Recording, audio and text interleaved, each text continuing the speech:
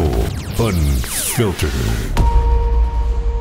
General Natantes, hindi ka napapanood sa telebisyon, bihirang-bihira. At bakit hindi ka nakikita ng mga tao sa media? Hindi naman siguro totoo na hindi tayo nakikita sa media. Kung ano yung mga kailangan ko lang sagutin at sasagutin ko. Kung magpapapogi ako sa media, wala naman tayong masasabi, puro sa exposure lang. Well, I get rid of that. Answerable by yes or no. Disciplinarian ka ba? Yes. Stricto ka? Kung stricto. Pag sinabi nating no, no. Pag sinabing it's a go, it's a go. Kung hindi mo sila sisitahin, hindi mo ipapakita yung tapang mo, hindi mo ipapakita yung karapat-dapat na ipamukha sa kanila, chaotic ang isang activity. I can account every cases that our personnel, my personnel within NCRPO, kung anong mga pinagagawa nila. One personnel of the Southern Police District was figured in a robbery extortion activities. He was arrested. At to our police personnel, maski hindi na sa public, ipapakita ko lang sa organization na we are doing something, I'm doing something to discipline. Kung hindi ko gagawin yan, ano na mangyayari sa amin? Kasi pag-retire na ako, pagtatawan na ako, ngayon na, hanggat meron pa akong the disciplinary authority. Pagkakamali ang kanilang suplado, how does it feel? Siguro naman, by the looks, makikita mo suplado. If kilala yung tao or wala naman dapat kaming pag-usapan, well, ano pag-usapan namin? I'm very friendly, especially to those offering to transform the Philippine National Police. I'm very open kung ang meron silang reklamo or meron silang irereklamo. Kasi yan ang trabaho ng police, to give assistance sa ating community. Nakaabot ba sa iyo ikaw tinatawag na Hitler? Nakaabot na sa akin yan. Hard-hitting tayo sa mga ating mga kabaro na may nagawang kasalanan. At pinaparusahan ko kagad yun, right there and there. Hindi ko ginagawa yan para bumango ako or umayos yung tingin nila sa akin. I'm doing it kasi naging personalidad ko na yun. Sunod-sunod yung mga kontrobersiya na nangyari sa NCRPO. And you happen to be there. Road rages at iba pang ikaw mismo nakaka-discover na hindi naman nakakaabot sa media. How do you fix this para doon na wag nang maulit, mabawasan man lang? Ano ang dating sa'yo? I will take it as a challenge. Okay? And the keyword here is to engage. Kasi pagka hindi mo in-engage ang isang problema or hindi mo inayos or hindi mo tinignan, mas lalong lalaki ang problema. There is a viral video. Of course, it's not trending. Sa akin, it is an opportunity to cleanse our rank and to make it right. Kung wala yon, sino magsusumbong sa amin? Baka mamaya isumbong sa kalaban. Mas maganda talaga na nakaka-receive tayo ng ganyan, and when we receive that, dapat sweep ang action mo. Gaano kahalaga sa yung community engagement, tulong ng publiko? The community engagement is very important. Why? Police are doomed to succeed.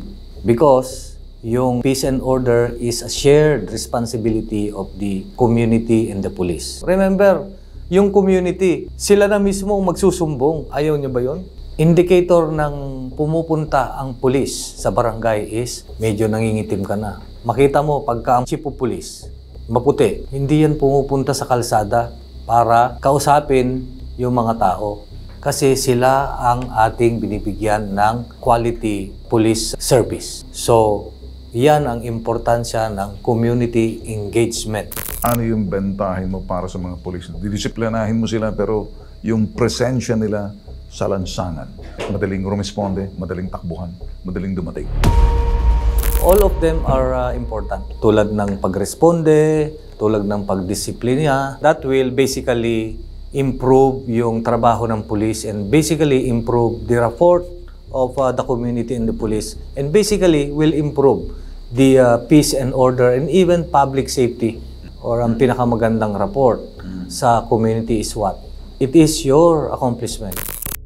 Gaano kahalaga sa iyo itong body-worn camera?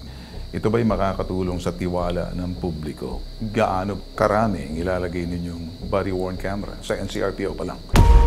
Meron tayong policy or batas that pinagsusuot ng body-worn camera ang police, especially in the conduct of police operation, particularly in the conduct of anti-illegal drug operation, in service of warrant of arrest, and as well as yung search warrant, para mapakita how transparent we are at we are following procedures. Medyo magastos po ang body-worn camera. Ikaw ba'y mag-aantay pa? Antay sa Department of Budget and Management o sa DILG man lang na medyo pansinin? Kasi ito yung hinahanap ngayon ng tao. Hindi lang namin problema yon. Hindi pati problema ng community. Pagka nag-join ito, masusolba mo yan. Okay. Not necessarily 100%, but with the help of our local government units, stakeholders, the community, maraming good Samaritans yan. At unti-unti, makakabili tayo niyan. So, unti-unti na, nasolba na natin. Tumaas na yung sweldo. I'm very hopeful, soon, we will be equipped with these body-worn cameras. Meron ba kayong unit or department na assigned sa NCRPO to monitor yung mga nasasangkot ng mga police sa social media? Right away na nakikita ninyo? Of course, sa Philippine National Police, meron po tayong programa. We engage the community. Aside from engaging the community, ayan ay physical na ginagawa natin. Meron din tayong cyber. Social media, through social media, or any account within social media, such that we have a unit that nag-i-engage dyan sa social media. Sino si General Nartates?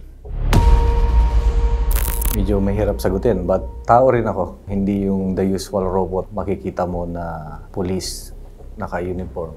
I have my family to raise. I have my kids. And dyan pa lang sa bahay, I still shine my shoes. Pagka alam kong mali yung pagka-plancha, ako na yung nagpa-plancha.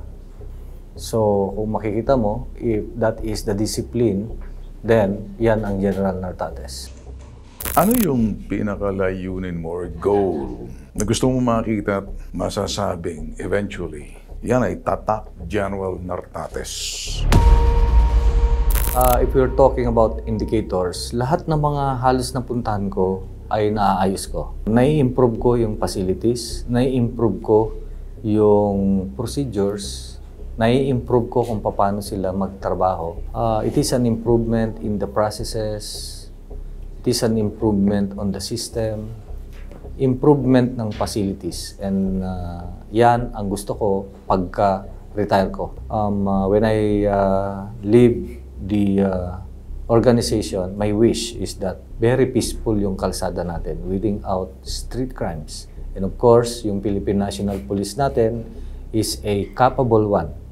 Meaning, nandyan yung mga equipment, nandyan ang mga gamit, lalong-lalo na in the conduct of patrol and investigation, and as well as the skills, such that kung meron lahat ito, nandyan ang discipline ng Philippine National Police na gustong maiwan. Ginawa akong Director Finance. Bakit ako ginawang Director Finance? I never been assigned with the finance. Maayos ko yung sistema and processes in the disbursement of fund. Naayos ko yun.